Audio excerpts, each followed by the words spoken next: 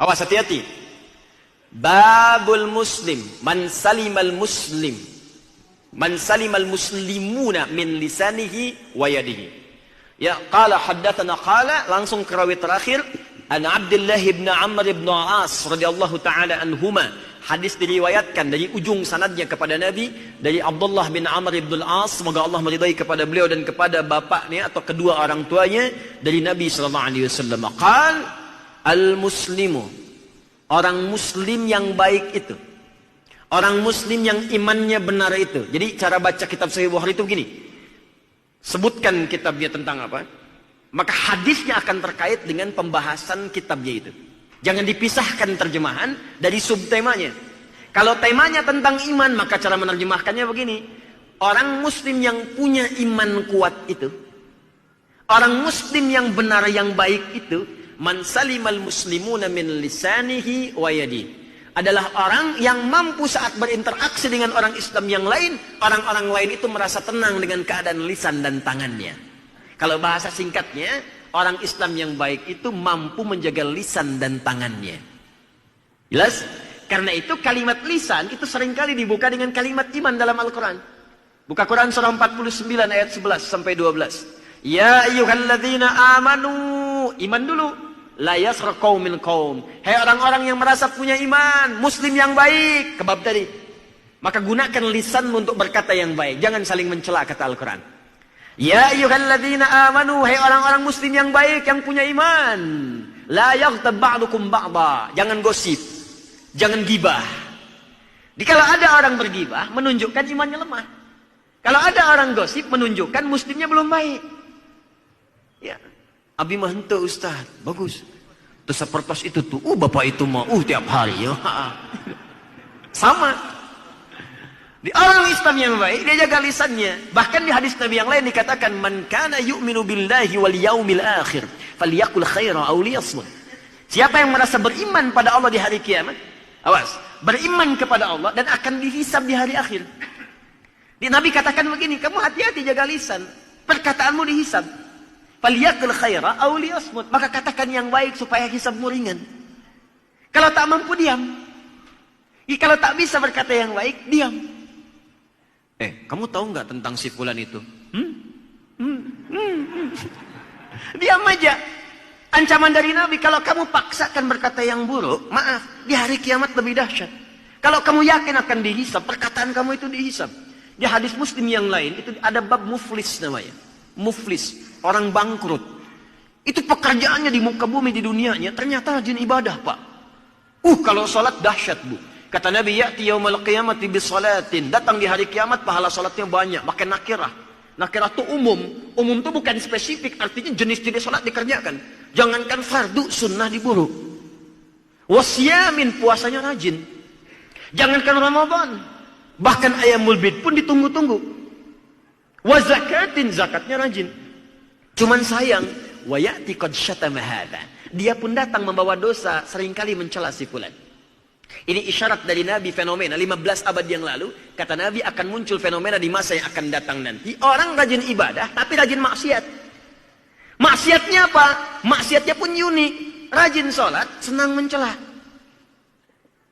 Rajin puasa, senang berselisih. Karena hadisnya belum lengkap. Wa qadhafa hadza, senang nuduh orang lain. Wa daraba hadza, senang berselisih. Wa safaka dama hadza, bahkan ada yang menumpahkan darah, bahkan menyebutkan nama Allah di dalamnya.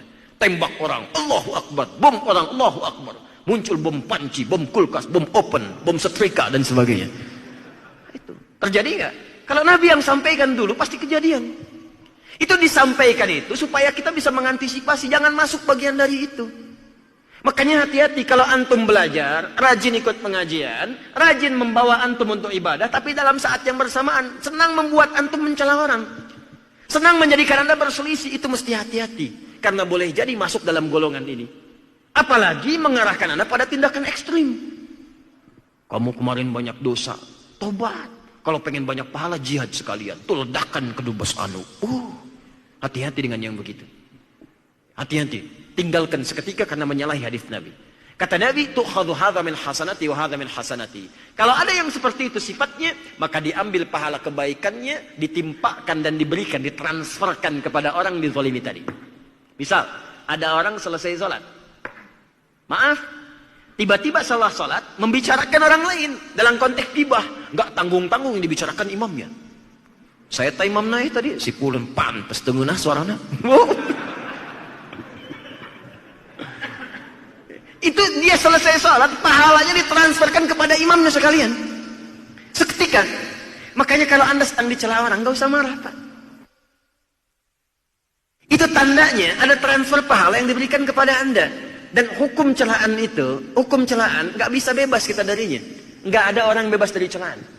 Demi Allah saya katakan, tidak ada manusia yang bebas dari celaan. Jangankan manusia, bayangkan Allah dicela oleh orang yang kafir, malaikat dicela, Rasul dicela, Nabi dicela, sahabat dicela, tabiin dicela, ulama dicela.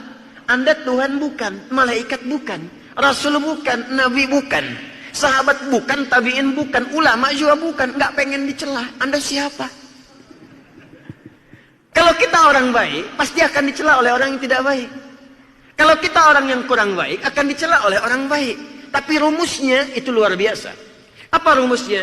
Kalau celaan dibaca dengan bab iman, indah semuanya. Kalau ada yang mencela Anda orang yang kurang baik, sebetulnya bukan celaan. Rumusnya dalam kaidah akhlak, sebetulnya pengakuan dari Allah yang dititipkan lewat lisan pencela itu bahwa Anda telah menjadi orang baik. Misal, nama Anda Asep. Tadinya senang kumpul-kumpul nggak jelas, tiba-tiba rajin ke multazam, kajian, sholat. Dirubah namanya Soleh misalnya. Oh, ahli surga, gitu. Lewat kan? Itu nggak usah marah. Itu sebetulnya bukan celaan. Dalam bab akhlak itu sesungguhnya pengakuan yang ditetapkan oleh Allah melalui lisan orang tadi bahwa Anda telah berubah menjadi baik. Makanya kalau ada yang celak pada kebaikan, jangan dibalas. Oh, panitia surga lewat, panitia surga lewat. Gak usah dibalas. Cukup sampaikan, maaf saya cuman humas, gitu aja. Paham? Sebaliknya kalau ada yang mencela orang yang tidak baik, itu pertanda sayang Allah kepada Anda untuk menghentikan perbuatan tidak baik itu sehingga kembali kepada jalur yang benar. Jelas sampai sini? Baik, jadi mustahil kita tidak menghindari hal demikian. Mustahil. Pasti dapatkan. Karena itu kembalikan kepada babnya. Orang yang kemudian maaf mengerjakan kebaikan saat bersamaan mengerjakan yang buruk maka ditransferkan pahalanya. Fa in faniyat hasanatu, kalau habis bekal kebaikannya maka diambil keburukan dari orang tadi, faturiha finnar, dilemparkan langsung ke neraka. Maaf ya, maaf.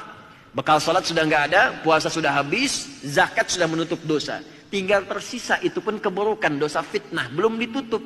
Maka diambillah dosa orang di fitnah itu ditimpakan kepada yang memfitnah dan dilemparkan pemfitnah itu ke dalam neraka. Selesai. Maka jaga. Jaga lisan, jaga tangan.